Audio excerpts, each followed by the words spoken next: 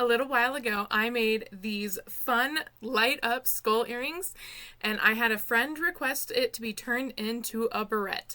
So that is what I'm going to do today, is I'm going to just size up these skull earrings and turn them into a fun barrette.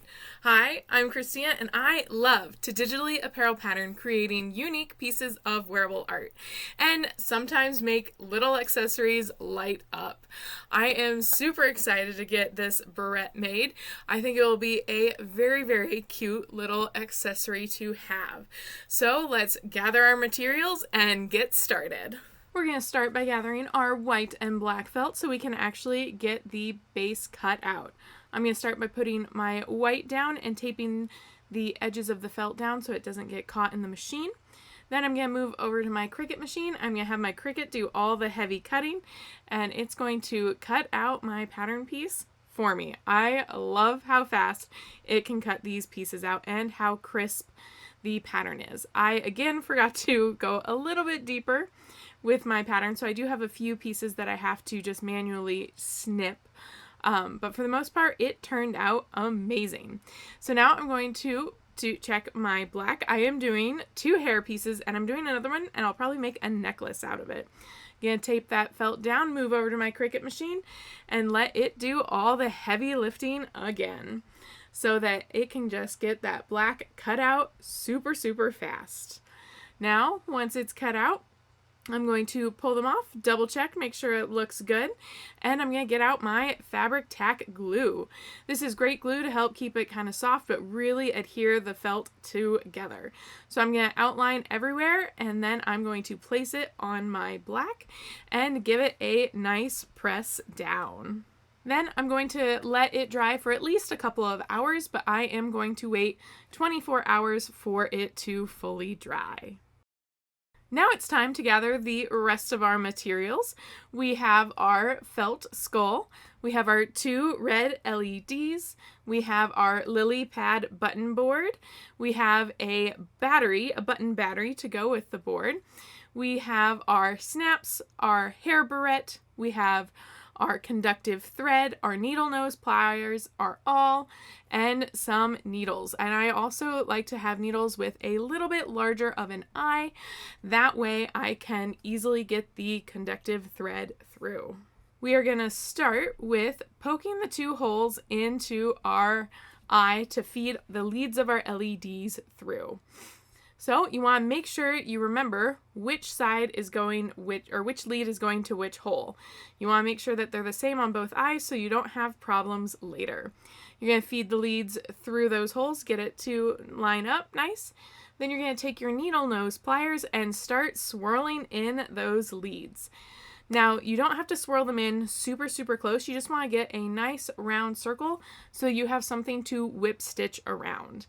You can see I want to make sure that my leads are close to the ports on the button battery like so.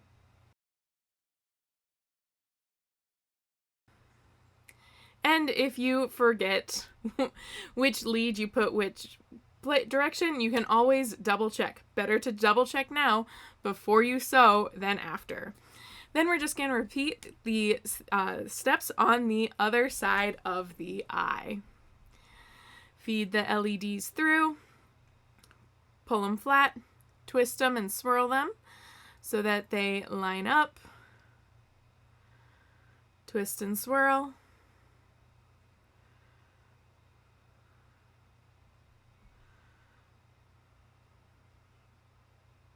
Double check that the button battery board goes nicely there.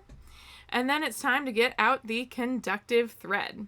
And we're going to start by just whip stitching at least 3 times around one of the leads, preferably 5, that way you have a really nice solid connection. Then we're going to grab our button board and we're going to start sewing through the port of the button board.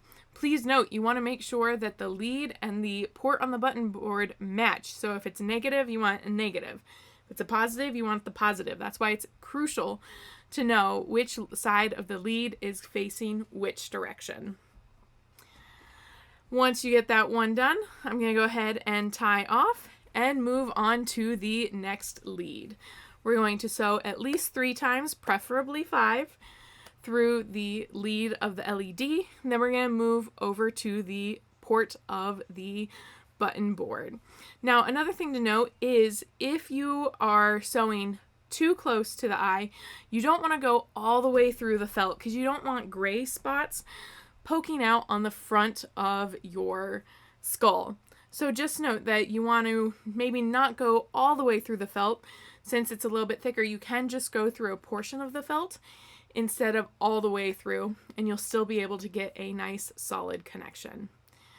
We're going to tie off, clip those threads nice and short.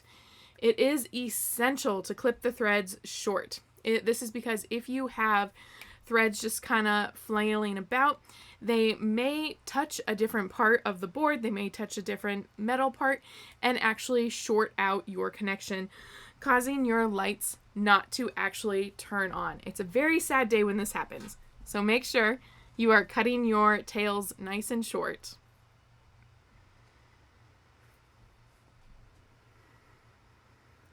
Here we go. We're going to get just a little bit more conductive thread. You can see it's kind of a pain to get through those eyes. That's why I always like to have the bigger needles. And we're going to do our last lead to port.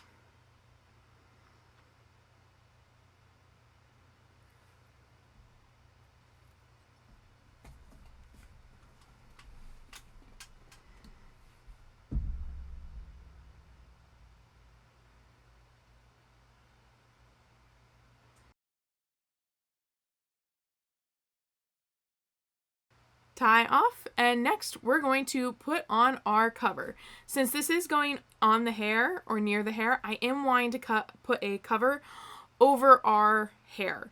This is these little things don't have enough power to really light anything on fire, but you also don't want it to get all tangled in your hair, especially if you have curly hair.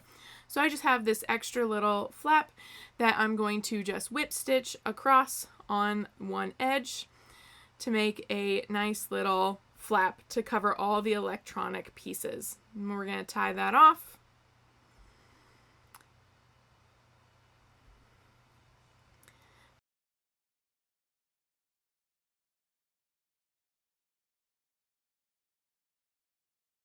Beautiful. Now we're going to add the snap on the bottom. So I'm going to just place the snap real close to the point and do at least 3 loops through every hole of the snap, working all the way around.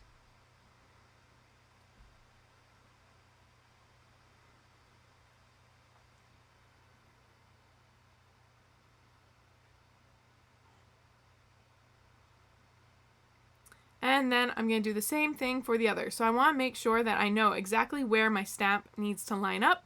So first you want to make sure you have the correct placement. Then we're going to go ahead and sew at least 3 times through each of the holes of the snap. And we're going to work our way all the way around the snap.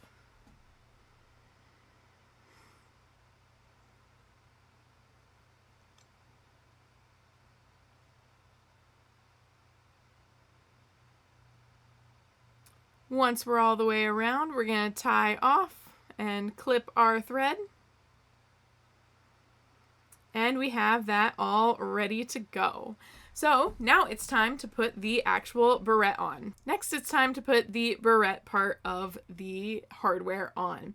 So I'm going to thread my needle and then place my barrette on my skull hairpiece, and we're going to start whip stitching all the way around this hole.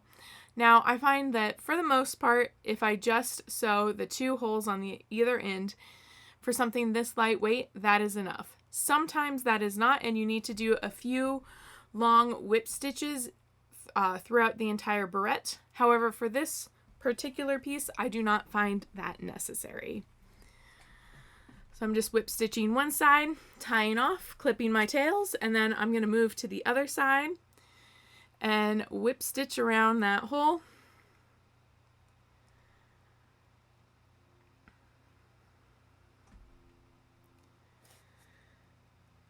Then we're going to tie off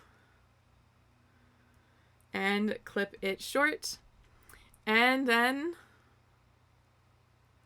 Now it's time to give it a test. So I'm going to open this up, put my battery in, turn it on, and ooh, she looks so good. I'm so excited.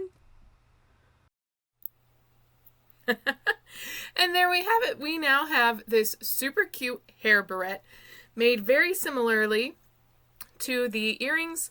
I just put a nice little flap over the top here so that it doesn't ever get caught in your hair, because having stuff caught in your hair, especially with curly hair, is never fun. If you enjoyed this video, please make sure to like and subscribe so you can see other fun wearable art pieces. And if you are interested in this pattern, you'll be able to find the link down below. I look forward to seeing you in some of my other videos. Happy sewing!